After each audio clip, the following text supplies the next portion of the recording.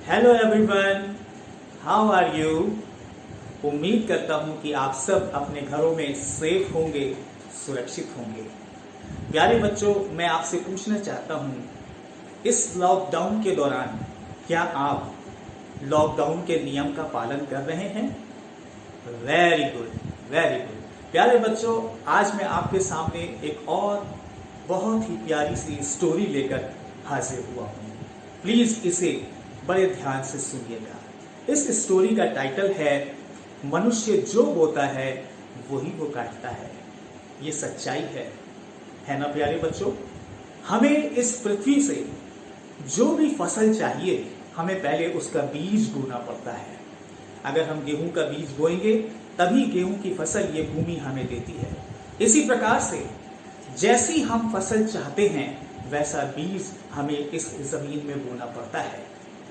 तो प्यारे बच्चों, आज की स्टोरी का जो टाइटल है मनुष्य जो बोता है वही काटता है, एक बहुत ही खूबसूरत जगह की स्टोरी मैं आपको सुनाने जा रहा हूँ। जैसी खूबसूरत जगह वैसे ही वहाँ रहने वाले लोग भी बहुत खूबसूरत और उनके मन भी बहुत खूबसूरत। जॉन नाम का लड़का ऐसी एक खूबसूरत जगह पर रहा करता था। उसका परिवार खेती करता था। वहाँ के लोग, जॉन के आस पड़ोस के लोग, उसके गांव के लोग सब्जियां उगाते थे, फलों की खेती करते थे, फूलों की खेती करते थे और उसी का बिजनेस वो लोग करते थे। बहुत ही अच्छे लोग थे। जॉन के आगे पीछे दाएं बाएं उसके पड़ोसियों के खेत थे। एक बार की बात है, जॉन के पड़ोस में उसके पड़ोसी ने तरबूज की खेती की थी। तरबूज खाने में आपको अच्छा लगता है ना? यस, मुझे भी खाने में बहुत अच्छा लगता है। ऐसे ही जॉन के पड़ोसी ने अपने खेत में तरबूज की खेती की और जॉन के पड़ोसी ने उस खेत में बहुत मेहनत की और जब फसल तैयार हो गई तो सारे लोग बहुत खुश थे। जॉन का पड़ोसी बहुत खुश था और वो तरबूज की फसल से बहुत सारा मुनाफा कमाना चाहता था और साथ ही साथ इतने अच्छे किस्म के तरबूज उसके खेत में हुए थे, वो उस साल का फ्रूट ऑफ द ईयर का अवार्ड भी जीतना चाहता था। जी हाँ, जॉन के गांव में हर साल एक प्रतियोगिता होती थी।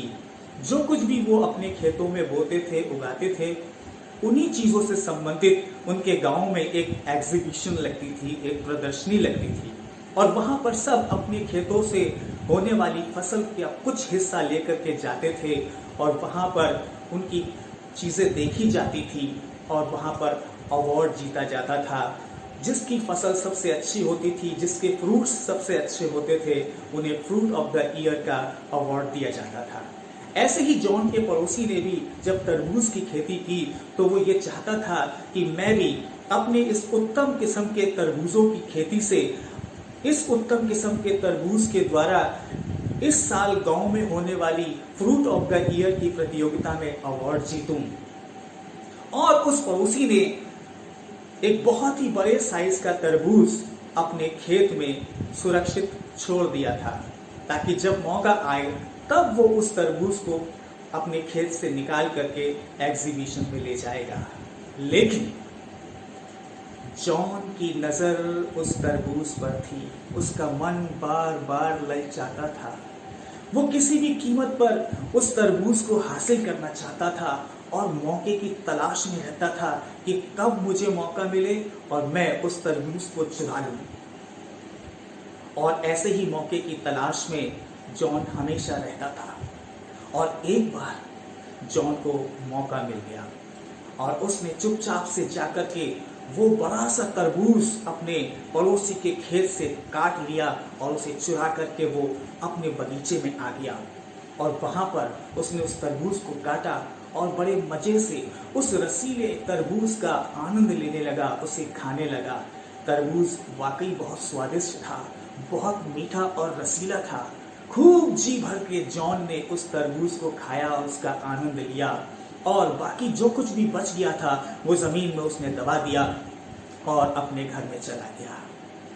जब जॉन के पड़ोसी को पता लगा कि उसके खेत से तरबूज चुरा लिया गया है तो वो बहुत हैरान हुआ, बहुत उदास हुआ और बहुत परेशान होके यहाँ वहाँ इधर उधर लोगों से पूछताछ करने लगा। कभी इससे पूछे, कभी उससे पूछे और देखते देखते पूरे गांव में ये खबर फैल गई कि उसके खेत से तरबूज चुरा लिया गया है।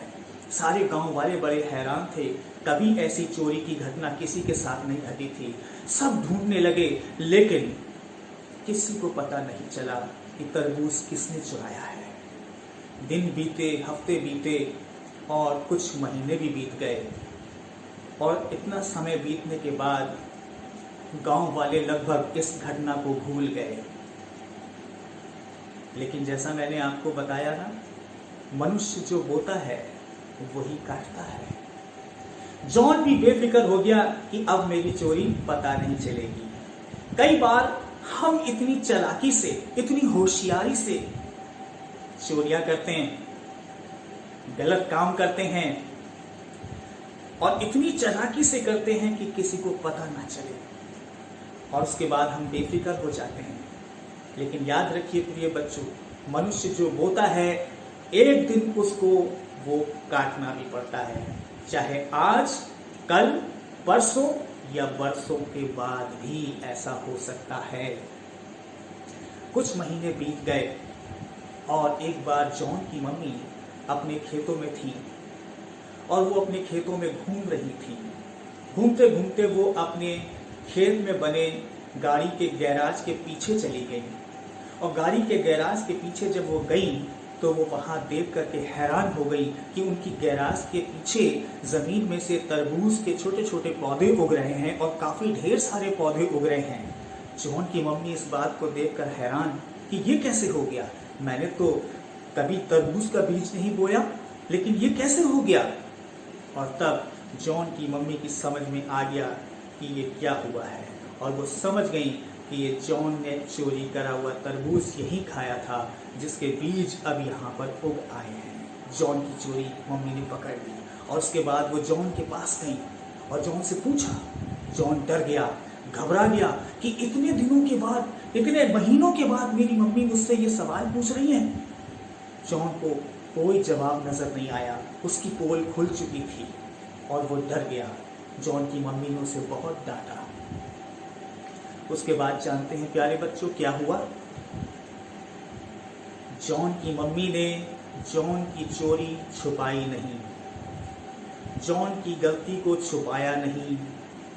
जॉन की मम्मी जॉन का हाथ पकड़ कर लेकर अपने उसी पड़ोसी के घर पहुंची और पड़ोसी के सामने ले जाके खड़ा कर दिया और कहा कि देखिए ये है वो गुनहगार जिसने कुछ महीने पहले आपके खेत से तरबूज चुराया था और आज इसकी चोरी पकड़ ली गई है और मैं इसे आपके पास लाई हूं। जॉन अपना सर झुकाए नीचे खड़ा हुआ था। जॉन को कुछ समझ में नहीं आ रहा था कि अब वो क्या कहे। जॉन की मम्मी ने जॉन से कहा कि तुम माफ़ी मांगो और जॉन ने अपने पड़ोसी से हाथ जोड़कर माफ़ी मांगी और यहीं तक सीमित नहीं रही बात।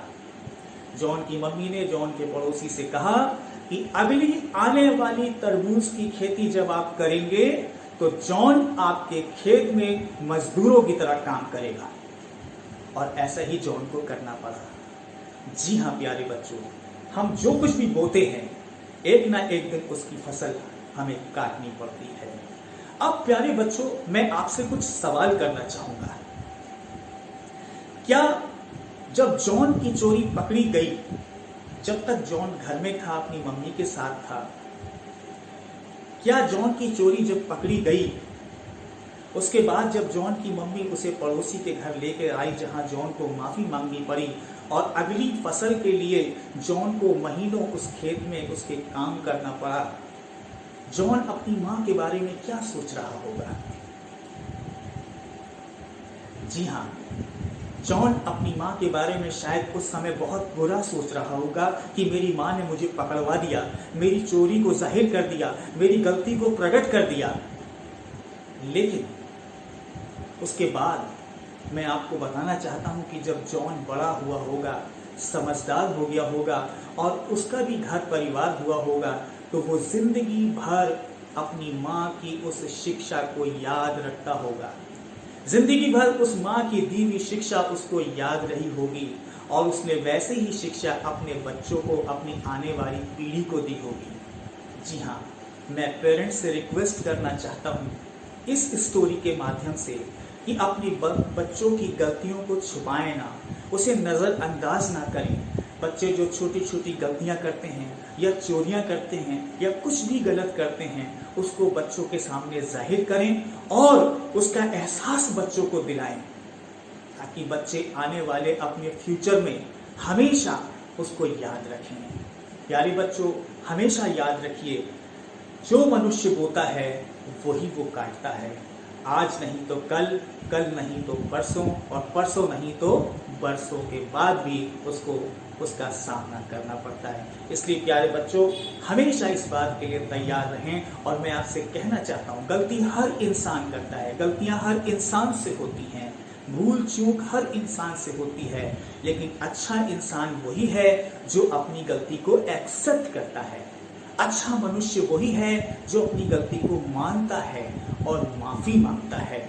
यदि बच्चों आपको कभी भी जीवन में इस बात का एहसास हो जाए कि आपने किसी का दिल दुखाया है या किसी का नुकसान किया है, चाहे वो आपके पेरेंट्स हों, चाहे वो आपके परिवार के लोग हों, चाहे वो आपके रिश्तेदार हों, मित्र हों, कोई भी क्यों ना हो, जब कभी भी आपको एहसास होता है कि आपने गलती की है, तो हमेशा उसको एक्सेप्ट करने के लिए तैयार रहें, माफ़ी मांगने के लिए तैयार रहें।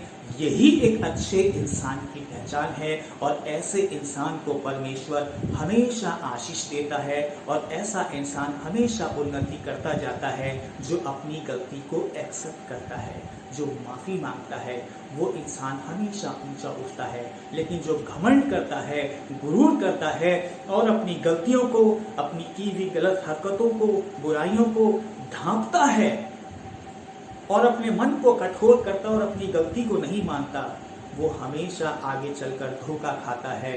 निराशा उसके जीवन में आती है, धोखा उसके जीवन में मिलता है और उसका स्वभाव हमेशा उसके लिए धोखे का कारण बनता है। सो प्यारे बच्चों, इन अच्छी बातों का हमेशा अपने जीवन में पालन करें। अपने माता पिता से प्रेम करें, अपने माता पिता की इज्जत करें, अपने टीचरों की इज्जत करें, अपने टीचरों से प्रेम करें। और इस बात का हमेशा ध्यान रखें कि जब आप अपने स्कूल में आते हैं और आपके टीचर्स आपके सामने होते हैं, तो आपको इस बात का एहसास करना है कि ये वो लोग हैं जिनको आपकी फिक्र है। God bless you. परमेश्वर आपको आशीष दे। Bye bye.